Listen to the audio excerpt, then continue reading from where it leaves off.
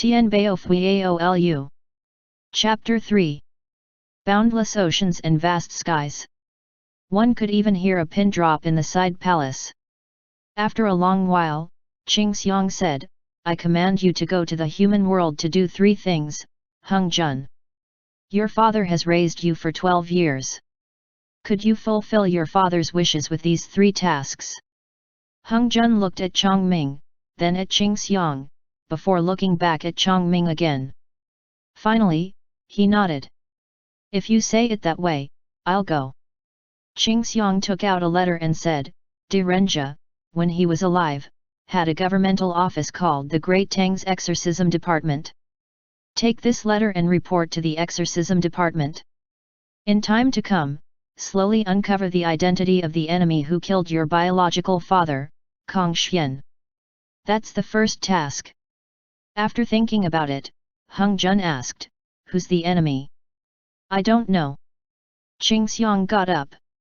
Another peacock feather made of jasper appeared between his fingers, and he handed it to Hung Jun. What kind of person your biological father used to be, what kind of life he had in Chang'an, who he had hated, who he had loved, who he was indebted to, who he had animosities with, these are all things we don't know, and are unable to talk about. Only you can find the answers to all of this. Hung Jun hesitated for a moment before taking the peacock feather. The 4 Zhanxian throwing knives have been passed on to you when you were little. Chong Ming raised his hand and threw out a manual, then continued, Now, Yaos run amok in Chang'an. All of the Yaos on that manual can be killed. K. Hung Jun caught it and opened up the manual. He couldn't recognize a single word on it about the Yaos. You're holding it upside down. Chong Ming reminded him. Hung Jun immediately flipped the manual over and pretended to seriously read through it, yet he kept sneaking glances at Chong Ming, who was situated high above. Chong Ming didn't look at him. Who's De Renjia? Hung Jun asked when he saw that Chong Ming's expression had softened a little. A human. Chong Ming answered, Your father's former friends are long dead. The Exorcism Department specializes in capturing and exorcising Yaos. Qing Xiang explained, Now, Chang'an's Yao tribes are the mortal enemies of Yaojin Palace. After you join the department, you just need to listen to them.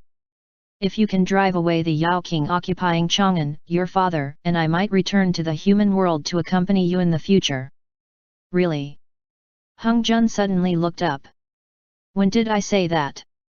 Chong Ming's brows furrowed as he said coldly to Qing Xiang. 200 years ago.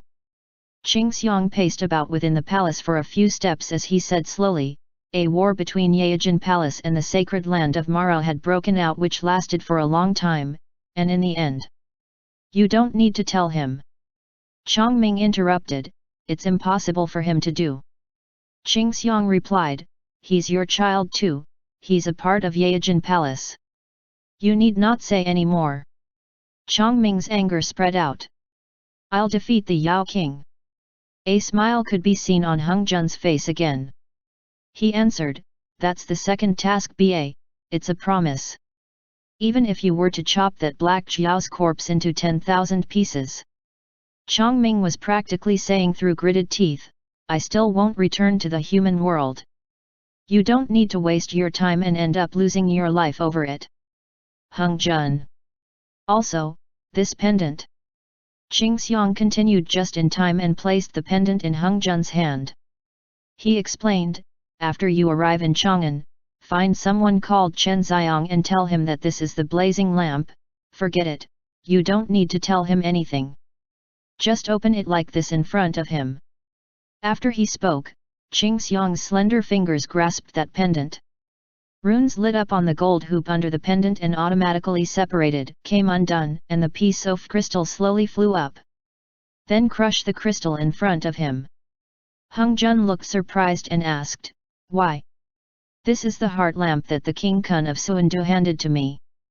Qing Xiang said, Its successor should be the Chen family of the human world, but something happened 200 years ago and there was a small accident, so the power of the heart lamp couldn't enter the body of the Chen member.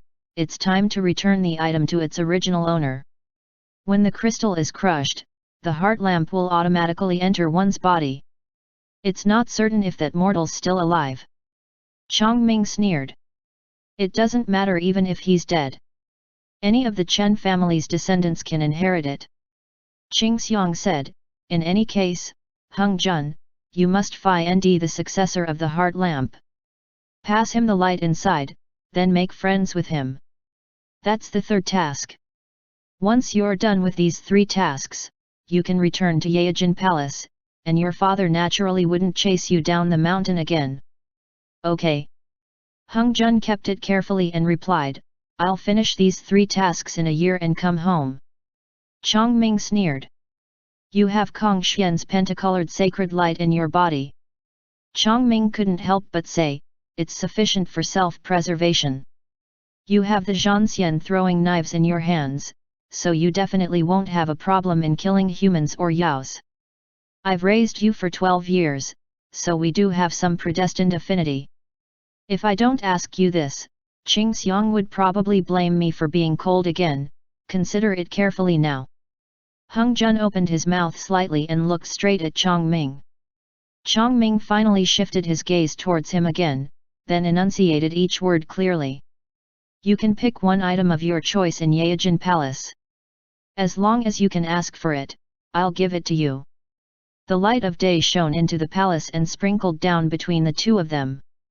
White clouds beyond the windows were as white as snow, and the azure skies were clear. After a long time passed, Hung Jun finally replied, I want father, to accompany me down the mountains, can you? Chongming fell silent for a long time, then he got up and walked to one side. No. He had his back to Hung Jun and never turned around. You said that you'd give me whatever I pick. Hung Jun said with a smile, so I picked you. Don't fool around. Qing Xiang said, Hung Jun, this is for you. Qing Xiang handed Hung Jun a bundle. Hung Jun accepted it, slung it over his shoulder, and slowly walked towards Chongming. Yet Chongming refused to look back at him. He turned around and walked to the platform on one side of the side palace, so Hung Jun could only stop walking. Chongming said, if you're not going to say it, then leave now ba. Hung Jun fell silent for a while, then said, then I want nothing. Hung Jun turned around and walked out of the side palace in disappointment. He's exactly like how Kong Xian used to be. Qing Xiang sighed. Chongming's voice was hoarse for the first time in a long while, and his shoulders trembled a little as he said, he's him, and Kong Xian is Kong Xian. After all these years, I've let it go, yet you never have. Qing Xiang was stunned. With a small bundle on his back, Hung Jun slowly descended as he walked through the winding road of Taihang Mountains. The carp behind him hopped and skipped as it chased after him. Your Highness! Your Highness! The carp was out of breath from running. It said, why did you leave without waiting for me? Hung Jun suddenly looked back before remembering that he had forgotten it. Why are you here? Hung Jun said, quick, go back. Go back. Father said that the human world is too dangerous. Lord Qing Xiang asked me to follow you. The carp plopped its butt down on a rock and wagged its tail, then asked, do you know where Chang'an is? Hung Jun scratched his head. Do you know how many copper coins can be exchanged for a tael of silver? Do you know where to buy a horse? Do you know the difference between asking for a meal or lodging? Do you know how to say hello when you see humans? Do you know that the more good-looking a man is, the more deceitful he is? Do you know? Okay, stop talking. Hung Jun answered, then put his bundle aside and sat down as well. The Carpiao continued, you have to wash your hands before a meal, wear more clothes when it's cold, the human world has spring, summer, autumn, and winter, compared to Yaojin Palace. In the distance, at the summit of Taihang Mountains, cries of birds rang out in waves. The golden wheel shone splendidly upon the world, in contrast to surging rays through the sea of clouds. The prattling of the carpiao ringing next to Hung Jun's ear gradually faded. He thought about how he had never left his father throughout the 12 years he had spent in Yaojin Palace. Even though he had always yearned to go to the world of mortals below the mountains, now that he did leave home, he thought about how Chongming seemed to want to bid him farewell before he left and suddenly felt incomparably terrified. For a moment, he couldn't help but feel sorrow welling up within him. After finishing those 3 tasks, you'll be able to return home. The Carpiao said, "Don't cry." "I'm not crying." Hung Jun refuted angrily. "Then let's go ba." The Carpiao said, "My feet hurt from walking on this mountain road." So Hung Jun had to pick up the Carpiao. The Carpiao consciously pulled his hands and feet back a little, then Hung Jun stuffed him into his bundle. He couldn't help but look back at the summit of the mountain one more time. As of this moment, a lot of complex and inexplicable emotions filled his heart. "Let's go."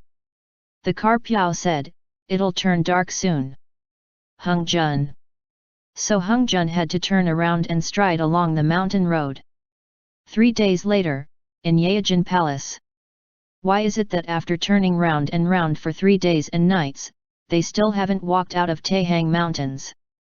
Chongming stood in the atrium, facing the pond with an impatient expression.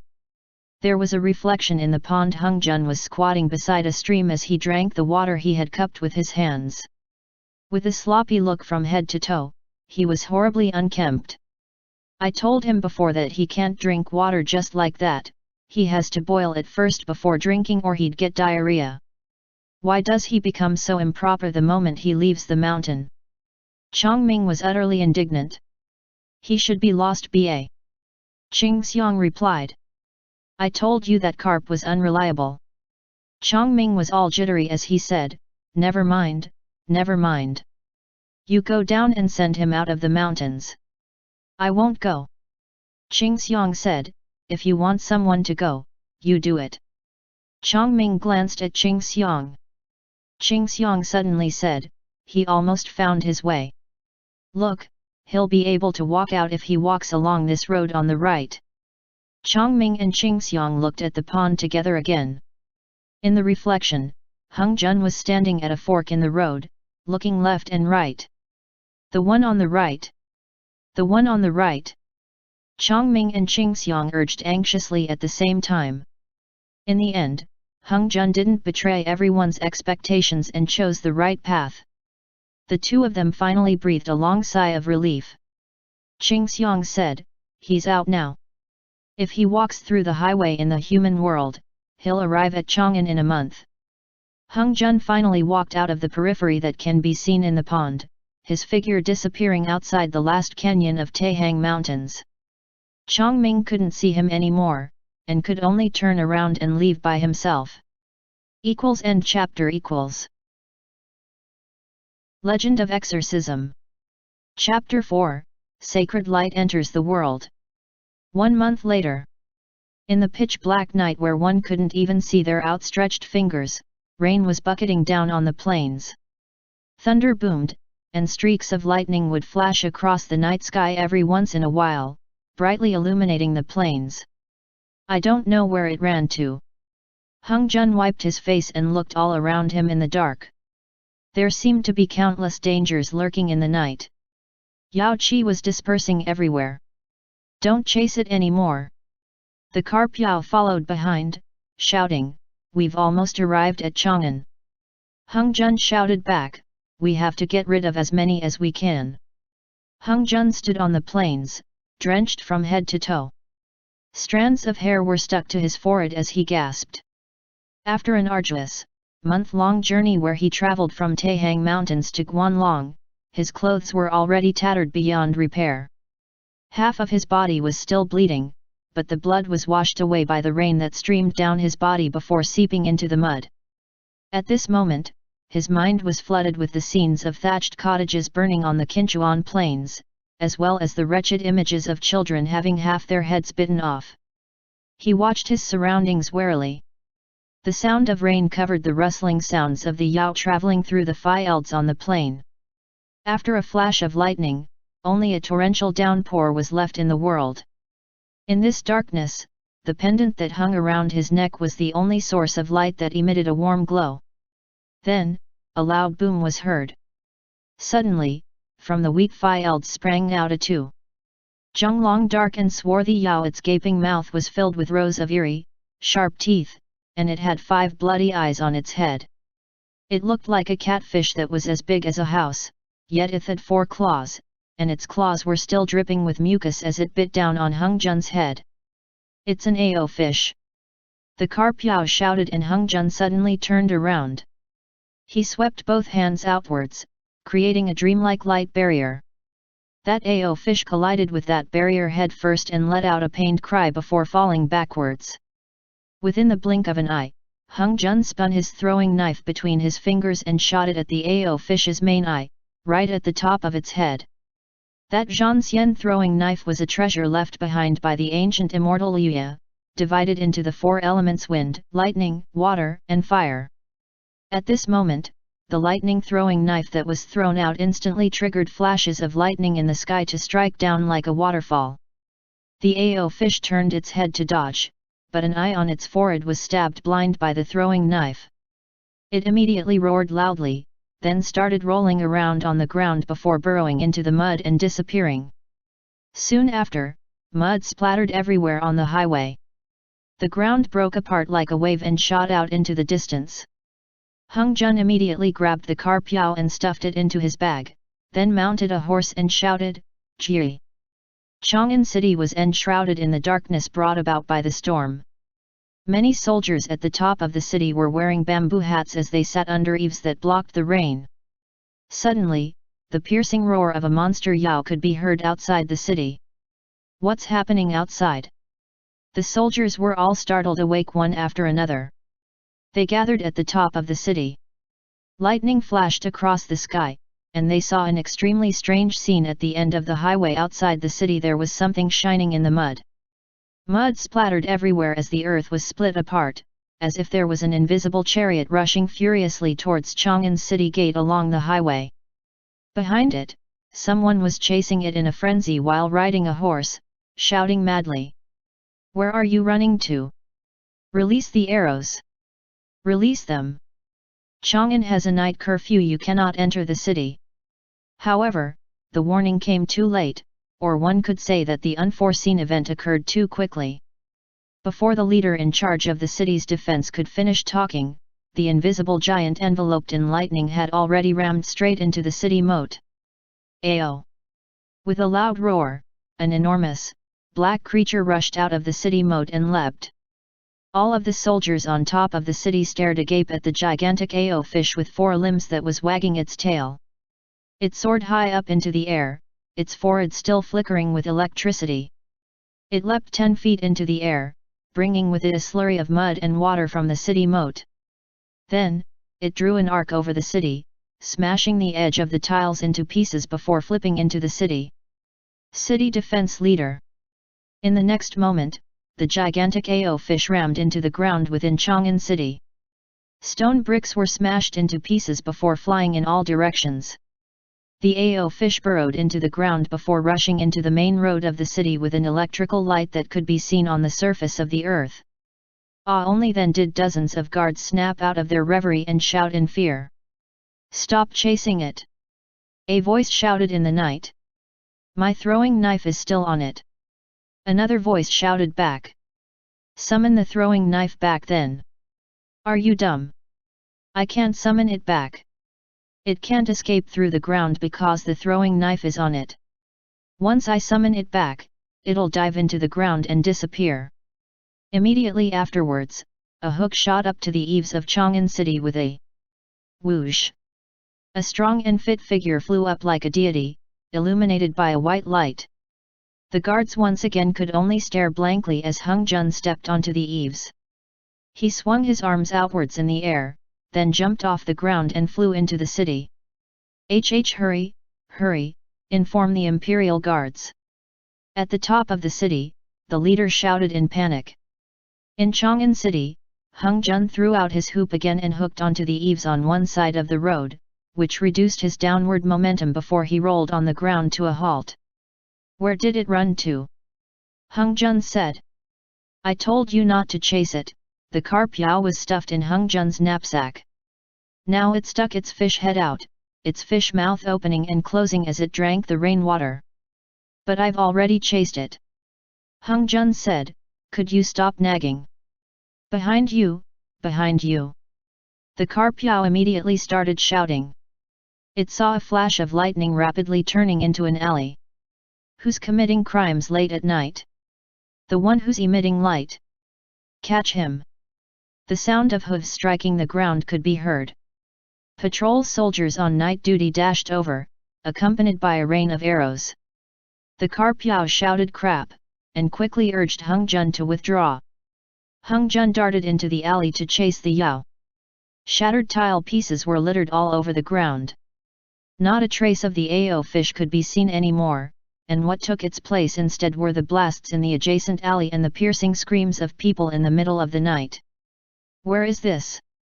Hung Jun finally came back to his senses.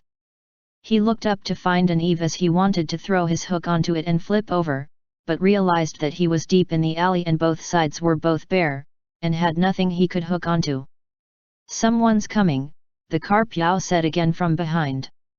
Hung Jun immediately turned around, only to see that the soldiers have already caught up.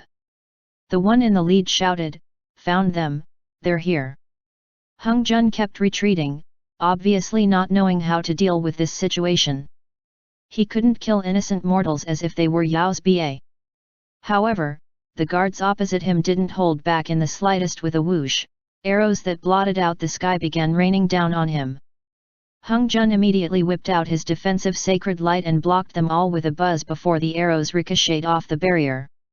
Someone started shrieking in agony on the spot as they were shot off their horse. Are you okay?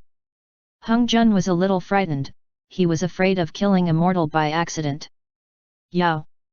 A clear voice rang out, surrender. Immediately after, a military general stirred up the rainwater on the ground as he darted towards Hung Jun. Stop fighting!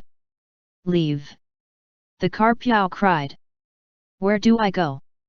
Hung Jun kept dodging his attacks, not daring to use his throwing knives as he was afraid of hurting the other party. While doing so, he shouted, I'm not a Yao. You are a Yao. The carp Yao behind him corrected, your father was a pure-blooded great Yao, how are you not a Yao? Hung Jun. Although the military general has no mana, his kung fu skills were exceptional. Every time Hung Jun tried to rush out of the alley, his path would be blocked by the general's sword and he would be forced to activate his pentacolored sacred light for defense. The heavy rain blotted the sky and covered the earth, while thunder boomed in the distance. I'm not fighting you anymore. Hung Jun shouted. He ran up the narrow alley's high wall in a few steps, then somersaulted and jumped off the opposite wall to flip over the military general's head in a bid to escape. But who would have known that the military general would suddenly turn around and let out a loud shout before rushing forward, then knock into Hung Jun along with both his body and sword. However, when the blade struck the pentacolored sacred light, it actually broke through Hung Jun's defensive barrier with a buzz. Hung Jun would have never expected that there would actually be a weapon in this world that could pierce through his defensive sacred light.